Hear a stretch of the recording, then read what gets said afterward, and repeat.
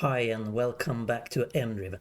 Today I want to show you some vibe coding. What's vibe coding? Well, it's when you get help from an AI or LLM. And as you know, as I've said in my book and that we repeat many times, we think of system development as three different parts. The gist, which basically is the model where you explain what the rules of the application or system is, and the modernity, which is the platform which runs it. And then we have the fashion part. And the fashion part we have always been a little bit hesitant to show you because it's hard. It's to design something that looks good hasn't been my strong suit at any point. That's where the vibe coding comes in, and we try to bring some AI magic to the design phase or the fashion part of the information system. Let me show you what I mean. We start a live web view edit, and we have this new tab over here. But first we need to check that we have the latest install and then restart the server, and then we are on our merry way with the actually being able to design the application live. So all this is good, and we can navigate around and go into things, and we can change values and save that if need be. But this is the default styling, and what we have done with advanced styling is a couple of things the past 2 weeks. First of all, we might mention this: refresh style properties from wiki. So on the wiki we have a page where we define all the style variables and what they actually do. So this is good because then we can just double click this and get a color picker to say that, oh, I like this color pretty much. And then that's one way to actually get some styling happening on your application. Of course, that can be tedious and still hard. Even if this helps me a lot, it still isn't really I still think it's hard to get the resulting look. I'm going to turn off edit because then the orange dots that comes with edit going away, or if we can leave it like that. So there's a lot of table background color. There's a lot of properties that you can set, and also there's a lot of measures that you can set. So this one we had before, but it was only available on the styles page, and that came up on another screen over here. Like on this, when you create and activate a specific style, you had colors, but now we have the default colors only here in advanced styling in the live editor. But so now we can also do some values. So the font, for example, we can go mono space, and then we have changed the font on the application. Might be good. We can clear all these set values if we want, and then we're back to the normal thing. But what about vibe? Well, ideally, I would like to get some help from someone, anyone, actually. But we're going to get help from our LLM integration here. So I can just go like, make it look like Slack in dark theme. That would be neat if I could just get some help in getting there.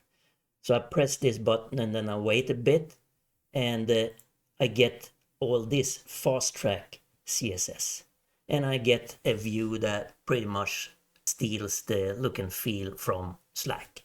So that's great. I can just copy and paste this and update styles, and then I'm back to normal. And this fast track is actually something you can use. You can say that body, if you know your CSS, you can go like background should be blue and then update styles. But who wants to do that? You would much rather just write something and have the LLM work for you. And that's what you can do here. So let's try some things out. Make it look like Amazon. I'm not sure. Try harder. Maybe that's Amazon. Amazon has a quite crappy UI, and this seems a bit off. Let's go with something like this. Make it look like the worst web designer in the world had done this. Fair enough. This is pretty bad, I would say.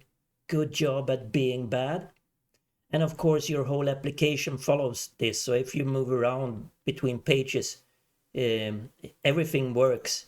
It's just the styling. So this is one of the major key points with what we have said all the time, to keep styling separate from the gist of your application and from the modernity of your application, because these three things have totally different life cycles. You would want to tweak the styling quite often, maybe, especially now that you have a good tool. But the rules, they follow the gist of the application. That's a whole different life cycle, and you need to take care. So the vibe coding that's trending now on YouTube, etc., it doesn't really do this separation. So you can't stay precise with your rules when you want to change the style, because you're using AI and it's gonna flip everything upside down all the time. So and that's just not the way a professional would do it. You need to separate. Let's try something else. If I'm gonna do it, try like make it look like behind the font. And what about this color? It's the, what we call this one. It's not black in Gmail. Maybe more like that. So this is the way you can work with it. You can refine your prompt here. And what we do is that we send all the variables and all the current HTML and all the current CSS, and let it try stuff out. And then it comes back, and we apply that in this fast track CSS. And what it says up here, fast track CSS has the highest priority. So you should probably move your fast track CSS to your TK user CSS to allow override with properties and measures. What I mean by that is, since this has precedence, this will probably be knocked out. So this won't have any effect because this tops it.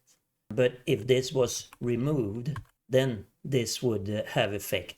So that's why you probably should take all this CSS, which isn't much. We can just look at it. Notepad, and we have a notepad over here. So what the LLM has done is assign the variables for us and some other rules that it think was important. We should probably move that to our asset, and that here we have in the content, we have a user and a TK user. If you don't have one, you can just ensure one to make sure that you have one. And if this one is checked, that means that whenever it's changed, it's going to be uploaded to your server. And then you can use your favorite text editor to do things in it. And once you have done things in it, you no longer need to have the fast track, because it's now applied anyway. But of course, then we had the override. So I'm going to remove that by setting that back to black. and then it's nothing. So now it's part of your TK user CSS. Might be good, might be what you want, might not be what you want, and especially just today, it's not what I want. So I'm going to clear this out and save, and that turns my turn it back to the standard. I'm going to try some more. Yeah, maybe this one. I tried some before. I need it to look like an old green text terminal with fixed font. Don't forget the table background, it should be black. Let's see what it does with that. Yeah, this is pretty cool. And add detail, let's see. Do I even have values here? Yeah, maybe I need to. I'm gonna turn edit off and then go into this one, view one thing. Yeah, make Outlook in Office 365. It's blue, as I recall. Exactly, that's more of the Office 365 or the Outlook blue. So, okay, let's see if we have, make it look like Reddit. I don't know, maybe. Make it look like a crazy chicken factory with poor judgment site. Poor judgment for sure. Yeah, make it look like a professional chicken factory with good judgment site. No, that's still crap. Hey, professionally also translates to clean and clear. Yeah, chicken factory. What do I know? So that's pretty much what I had today, and please subscribe and like this video if you want to see more, and yeah, see you soon. Thank you.